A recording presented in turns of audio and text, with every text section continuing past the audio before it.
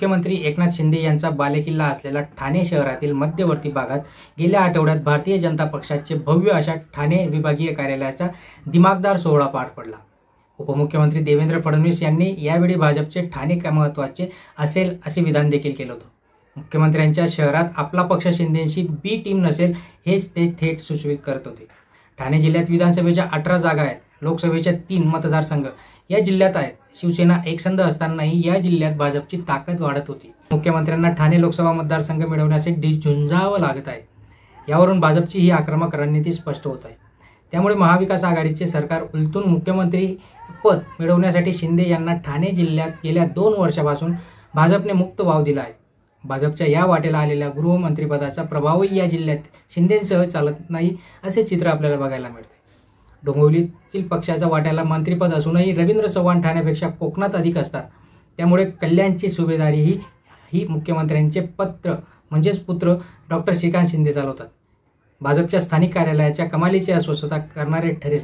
देशात मोदीचे नाणे खणखणीत असताना ठाण्यात आम्हाला कुणी विचारत नाही ही खंत असलेल्या भाजप कार्यकर्त्यांनी पदाधिकाऱ्यांनी गेल्या काही दिवसांपासून मात्र महायुतीत सुरू असलेल्या कुरघोडीमुळे राजकारणामुळे आनंदाच्या उकड्या फुटत असल्याचे चित्र दिसू लागले। मुख्यमंत्र्यांच्या ठाणे सहजासहजी मिळत नाही हे भाजप नेते पदाधिकाऱ्यांना सुकावणारे आहे। पक्ष नेतृत्वात मुख्यमंत्र्यांसाठी ठाणे ऑप्शनला सोडले आहे हा तळागाळातील भाजप कार्यकर्त्यांचा अनेक वर्षाचा समजही या निमित्ताने दूर केला आहे।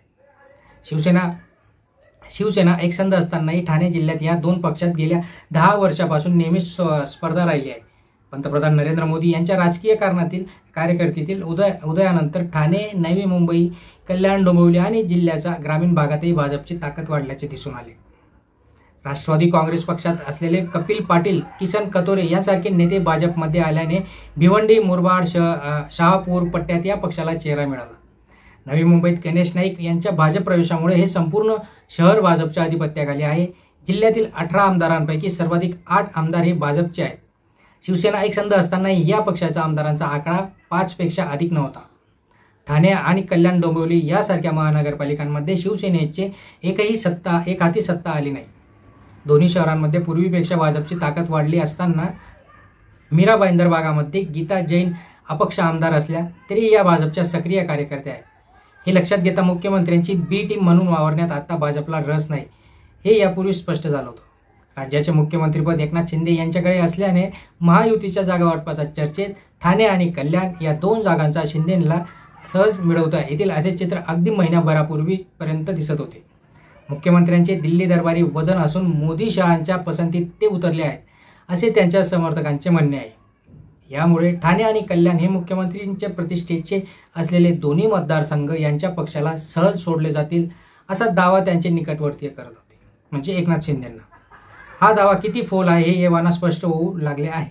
ठाणे कल्याणमधील एक मतदारसंघही असा हट्ट भाजपने धरल्याने चर्चेचा पहिला फेरीत मुख्यमंत्र्यांनी कोंडी झाल्याचे पाहायला मिळते। कल्याणातून मुख्यमंत्रीचे पुत्र डॉक्टर श्रीकांत शिंदे हेच उमेदवार असतील अशी परस्पर घोषणा करत देवेंद्र फडणवीस यांनी ठाण्याचा तिढा अजूनही कायम असल्याचा संदेश राजकीय वर्तुळामध्ये दिला आहे। यामुळे शिंदेसह अस्वस्थता आणखी वाढली। काहीही झाले तरी ठाणे जिल्ह्यात आम्हाला गृहीत धरू नका असा संदेश या निमित्ताने भाजपकडून दिला जात आहे। शिवसेना एकसंध असताना या पक्षाचाही 2 हात करण्यात सज्ज असणार भाजप दुभंगलेल्या शिवसेनेसाठी जिल्हा सहज सोडणार का हे स्पष्ट होणार आहे। लोकसभेच्या जागा वाटपानिमित्त ही बाब प्रकर्षाने पुढे येत आहे। इतकेच शिवसेनेचे दिवंगत नेते आनंद दिघे आणि आता मुख्यमंत्री एकनाथ शिंदे या 2 नेत्यांचा अपवाद वगळता तर संपूर्ण ठाणे जिल्ह्यावर प्रभाव टाकणारा नेता म्हणून गणेश नाईक यांची ओळख आहे। ठाणे आणि पालघर हा एक जिल्हा असताना या ठिकाणचे पालकमंत्रीपद 3 वेळा नाईक यांनी भूषवले।